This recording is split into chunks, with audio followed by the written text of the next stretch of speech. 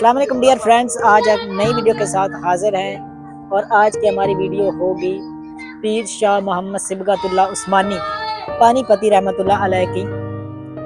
Videos देखने के बाद कुछ लोगों के जहन में ये इंटरेस्ट पैदा होता है, शौक पैदा होता है जगह को विजिट करने का, तो इसलिए महल्ले को बताना ज़रूरी होता है। फ्रेंड्स, ये दरबार पाकपतन शरीफ में मौजूद है और हजरत दाता गांजी बख्श रहमतुल्लाह अलैह के दरबार से तकरीबन आधा किलोमीटर सिर्फ आगे है ये दरबार, पाकपतन शरीफ के बिल्कुल जनूब की जानिब। अगर कोई दोस्त विजिट करना चाहे तो वो आसानी से आ सकता है। अभी हम दरबार के अंदर जाएंगे और सारा विजिट कराएंगे, मुकम्मल एक्सप्लोर करेंगे, छोटी से छोटी चीज़ भी, जैसा कि आप जानते हैं कि आपसे शेयर करते हैं, और कुछ तारीखी हवालों से उस बुज़ुर्ग के उस दरबार से जुड़ी चीज़ें भी आपसे शेयर करते हैं।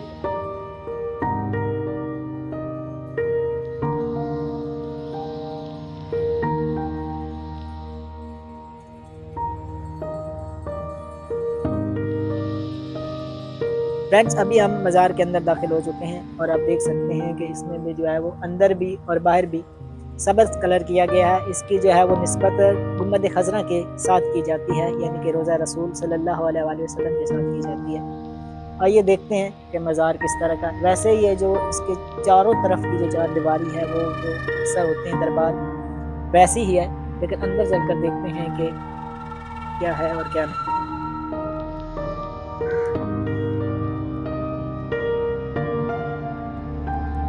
माशाल्लाह आप देख सकते हैं, बहुत ही प्यारा और अंदर से है मज़ार और बहुत ही खूबसूरत नज़र आ रहा है। आप कब्र मुबारक भी देख सकते हैं।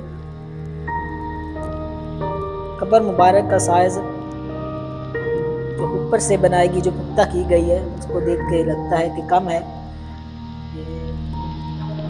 आपका जो कद मुबारक था वो छोटा है, कब्र को देखकर तो ये अंदाज़ा होता है। और पानीपत ये जो है वो अल्लाह ताला के एक नेक बुजुर्ग गुजरे हैं। अक्सर जो हम कहानियाँ सुनते हैं, जो किस्से सुनते हैं बुजुर्गों के साथ जुड़े हुए, या जो औलियाए वक्त गुजरे हैं, औलियाए अल्लाह गुजरे हैं, वो 1000 साल पुराना, 1500 साल पुराना, 800 साल पुराना, इतने मतलब किस्से पुराने हमें मिलते हैं औलियाए कराम की ज़िंदगी से, और उनने जो अपनी हयात गुजारी है दुनिया। ये जो बुज़ुर्ग हैं इनकी पैदाइश 1896 यानी कि 1896 ईस्वी में हुई और 1912 ईस्वी में इन्होंने पंजाब यूनिवर्सिटी लाहौर से अपने मैट्रिक का इम्तिहान पास किया। यहाँ पर जो हाज़िरी देने आते हैं लोग, उनका ये कहना है कि जिन लोगों को कोई जिस्मानी बीमारी हो, जिल्द का कोई मसला हो, तो यहाँ पे जो है वो दुआ करने से जिल्द की बीमारी से शिफा मिलती है, ऐसा यहाँ के लोकल्स का कहना है।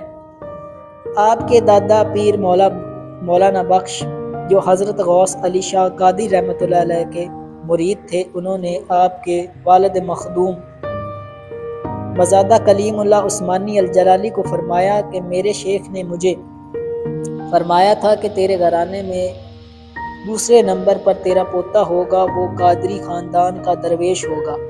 दोस्तों, जितने भी औलिया गुजरे हैं, उन्होंने जितनी भी पेशगोइयाँ की वो सच साबित हुई। वो इसलिए कि उनके पास जब आता था वो अल्लाह ताला की तरफ से दिया जाता था, इसलिए उनके जो दिया जाता है, इसलिए उनके जो आने वाले वक्त के बारे में जो उनकी सोच होती है वो बिल्कुल सही है। अगस्त 1947 ईस्वी को पाकिस्तान का क़याम हुआ और पानीपत का जो इलाका था मुग़ल दौर में, वहाँ बहुत सारी जंगें भी हुई। वहाँ से हिजरत करके आप रहमतुल्लाह अलैह यहाँ तशरीफ़ लाए, इसलिए इन्हें पानीपत का उरब भी हासिल हुआ, यानी पानीपती का उरब हासिल हुआ, क्योंकि उस इलाके से आए थे। बहुत सारे बुजुर्गान दीन की निस्बत जो है वो उनके इलाकों से की जाती है। जिस तरह हमारे गाँव में जोया बिरादरी है, लेकिन उन्हें मिर्खी कहते हैं क्योंकि वो मीरख से आए थे। तो इसी तरह इलाकों से भी लोगों की निस्बत की जाती है। मुबारक आपका वसाल मुबारक 1975 यानी कि 1975 ईस्वी में होगा। ये बोर्ड लगा आप देख रहे हैं, इसमें आपके जो है वालिद मोहतरम, यानी कि आपकी जो, जैसे पंजाबी में कहते हैं कि पीढ़ी, वो पीढ़ी है। जिस तरह आप रहमतुल्लाह अलैह, मतलब आपके वालिद का क्या नाम था, आपके दादा का नाम क्या था, परदादा का नाम क्या था। तो इस तरह जो है वो, और जो ये लिस्ट है ये आप देख सकते हैं, ये है गद्दी नशीन की, जो इनके बाद यहाँ के गद्दी नशीन बने जिन्होंने मज़ार का इंतज़ाम संभाला और दीन की खिदमत करने का यानी कि ज़िम्मा लिया।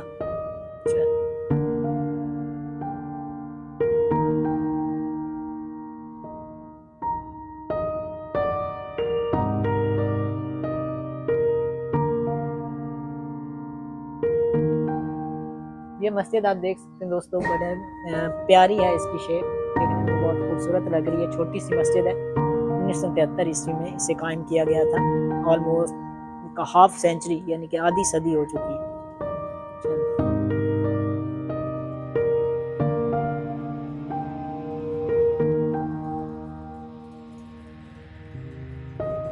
Me Muhammad Adnan and you are watching Info with double A. Please stay with us as we may explore more of such cultural religious heritage of Pakistan.